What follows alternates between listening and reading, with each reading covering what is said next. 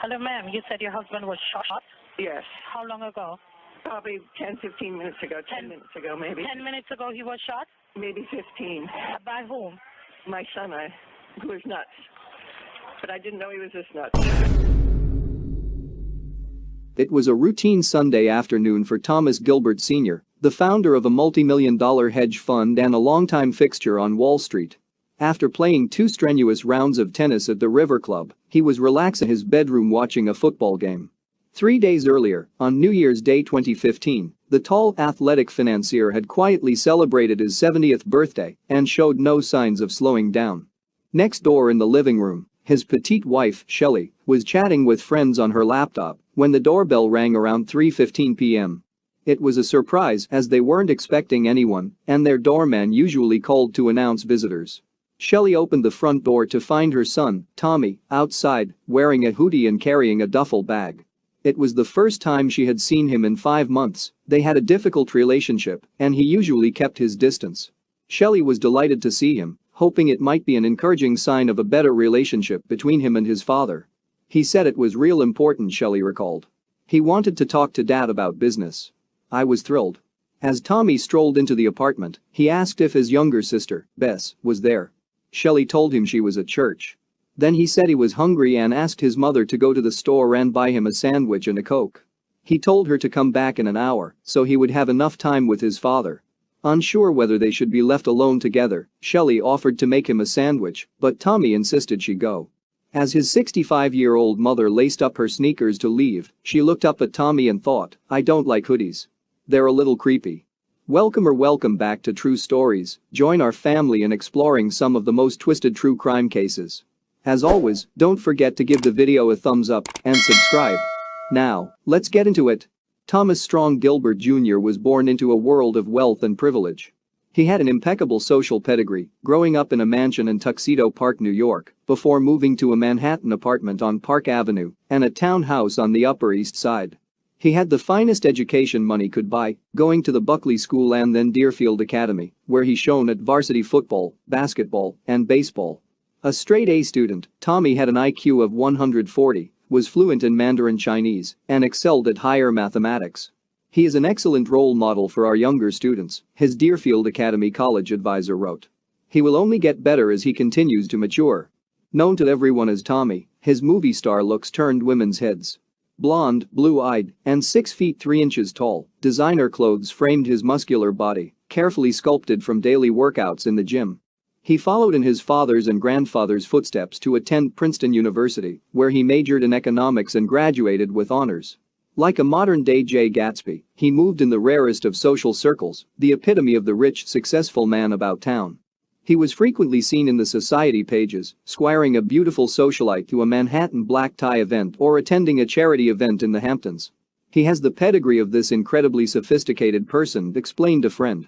But the mind and the skin are 2 different things. Underneath the carefully groomed facade was a socially anxious man with a long history of drug abuse and psychiatric illness. After leaving Princeton, his much-anticipated career in high finance had failed to ignite. He told friends he was starting a hedge fund with his own secret algorithm, even registering the name Mameloop Capital with the Securities and Exchange Commission. But after twice failing the Chartered Financial Analyst Level 2 exam, essential for entree to Wall Street, he had been reduced to a series of short-lived bartending jobs and giving surfing lessons to kids. At the age of 30, Tommy was still being supported by his father, who paid the rent for his Manhattan apartment, as well as a generous $800 weekly allowance. He also paid for his sporty Jeep, expensive club memberships, and all other expenses. At the end of 2014, Thomas Gilbert Sr., whose Wainscott Capital Partners hedge fund was itself struggling, had started cutting his son's weekly allowance, hoping to force him to get a real job. On the morning of Tommy's visit that fateful Sunday, he had slashed it down to just $300 a week and knew his son would not be pleased. After leaving her Tony Beekman Place apartment building, Shelley Gilbert walked around the block. She felt uneasy, knowing her husband and son would be discussing the latest cut in Tommy's allowance. She wondered if it had been a bad idea to leave Tommy alone with his father, in case they argued. So turning on her heel, she headed straight back to her apartment building, taking the elevator up to the 8th floor. Nervous about disturbing them, she first listened at the door, but could not hear anything. She paced up and down the hallway, trying to make up her mind what to do. Finally, Shelley unlocked the door with her key and walked in. There was no sign of Tommy, although she'd only been gone a few minutes. Then she went into the bedroom to find her husband lying dead on the floor. There was blood pooling from his head, and a .40 caliber clasped in his left hand over his chest. Shelley immediately called 911, telling the dispatcher her husband had been shot in the head and that she thought he was dead. When asked who shot him, she said, "My son, who is nuts. But I didn't know he was this nuts." When detectives with the New York City Police Department arrived, Shelley told them her son had a long history of mental illness. As a teenager, Tommy exhibited signs of obsessive-compulsive disorder. Doctors suspected he may be schizophrenic, but he refused help, often rejecting phone calls and texts from his family. The NYPD launched a manhunt, and 6 hours after the murder, detectives were able to trace Tommy's cell phone to his Chelsea apartment. Upon their arrival, Tommy casually opened the door and told officers he was on the phone with his lawyer. Tommy was arrested and charged with homicide and criminal possession of a weapon.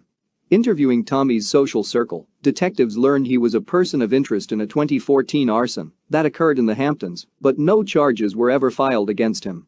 The home was owned by banking executive Peter Smith Sr., whose son Peter Smith Jr. had been a friend of Tommy's until they had a falling out.